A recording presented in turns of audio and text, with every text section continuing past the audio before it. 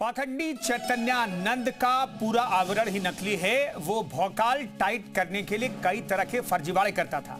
कभी पीएमओ के नाम का गलत इस्तेमाल करता था तो कहीं खुद को यूनाइटेड नेशन का परमानेंट मेंबर बताता था।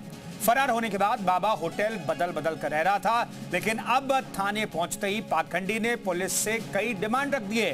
पुलिस के मुताबिक पाखंडी पुलिस पूछताछ में सहयोग नहीं कर रहा है और एक ही जवाब दे रहा है और कि वो उसके ऊपर लगे आरोप निराधार हैं।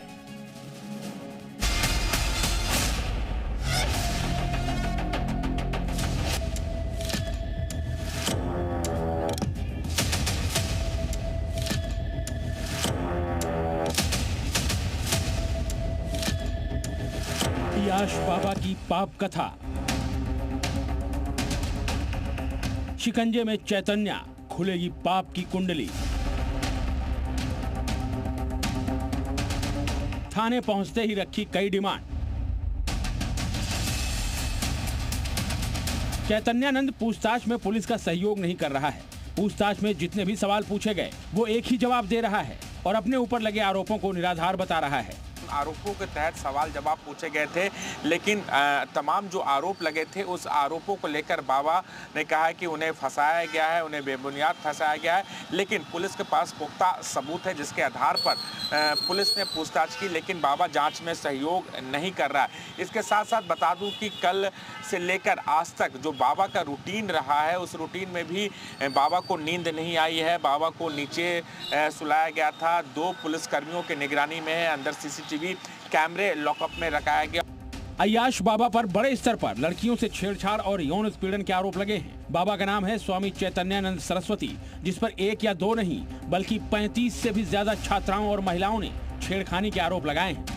लगातार दिल्ली पुलिस जांच कर रही है। 5 दिन के रिमांड में है बाबा, और जैसा कि मैंने बताया था कि बाबा लगातार जांच में सहयोग नहीं कर रहा है, इसलिए दिल्ली पुलिस की टीम बाबा को लेकर इंस्टीट्यूट पहुंची थी और यहां पर उन तमाम जगहों पर ले गई थी जहां पर घटना घटी थी, जहां पर छात्राओं के साथ यौन शोषण किया गया था। मामले की गंभीरता को देखते हुए पुलिस ने चैतन्यानंद को गिरफ्तार किया है। कोर्ट में पेशी के बाद चैतन्यानंद को वसंत कुंज नॉर्थ पुलिस स्टेशन ले जाया गया, जहाँ उससे पूछताछ की गयी।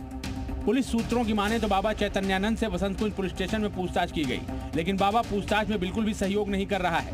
पुलिस स्टेशन आने पर अय्याश बाबा ने फल और अन्न की डिमांड रखी। उसे खाने में फल दिया गया और फिर पानी भी दिया गया। दिल्ली पुलिस के डीसीपी, एसीपी और इंस्पेक्टर रैंक के अफसरों ने अय्याश बाबा से पूछताछ की, जो करीब 2 घंटे तक चली। हर बार वो पुलिस को यही बता रहा है कि उसके ऊपर लगे आरोप निराधार हैं। लॉकअप में चैतन्या पर सीसीटीवी से कड़ी नजर रखी जा रही है।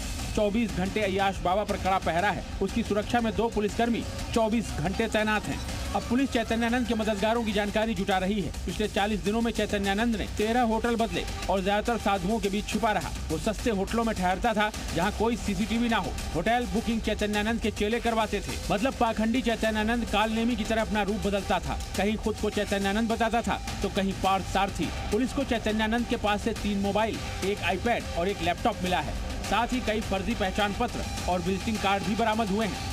पहला विजिटिंग कार्ड संयुक्त राष्ट्र का है, इसमें चैतन्यानंद ने खुद को संयुक्त राष्ट्र में स्थायी राजदूत बताया। वहीं दूसरे फर्जी विजिटिंग कार्ड में ब्रिक्स देशों के संयुक्त आयोग का सदस्य बताया और इस विजिटिंग कार्ड में पाखंडी ने अपना नाम डॉक्टर स्वामी पार्थ सारथी लिखा है। वहीं खुद को ब्रिक्स संयुक्त आयोग का सदस्य और भारत का विशेष दूत बताया है। सूत्रों के मुताबिक चैतन्यानंद पीएमओ के नाम का गलत इस्तेमाल करता था और अपना भौकाल टाइट करने के लिए तरह तरह के हथकंडे अपनाता था। राजू राज के साथ ब्यूरो रिपोर्ट, जी मीडिया।